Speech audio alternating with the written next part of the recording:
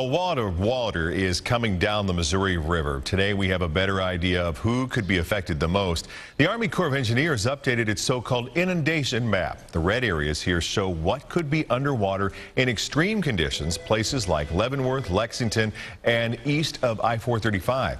Parkville is also in the red zone, but the city's public works director says they are prepared.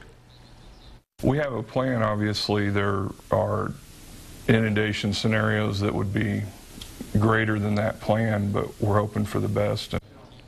Now, rising water has already closed Parkville's popular trail and park. The latest flood map has business owners worried. Marissa Cleaver is there live with the latest. Now, Marissa?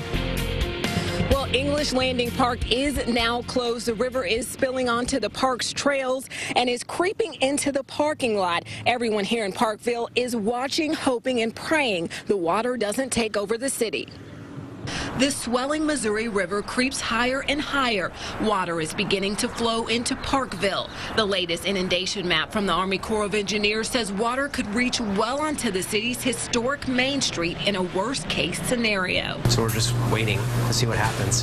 Hopefully not much. Joshua Brock is the owner of Parkville Coffee House on Main Street. The shop is full of people looking for their morning caffeine fix.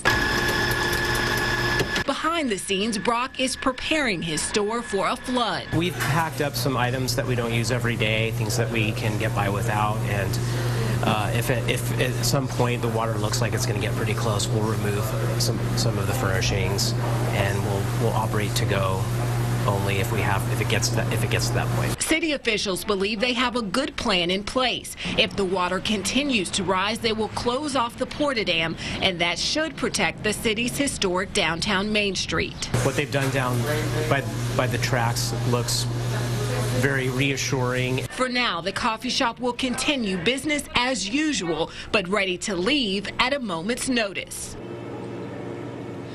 Brock says if they do get into a worst-case scenario, they will close the shop and likely reopen at a temporary location. He says no matter what, the coffee shop will remain here in Parkville. And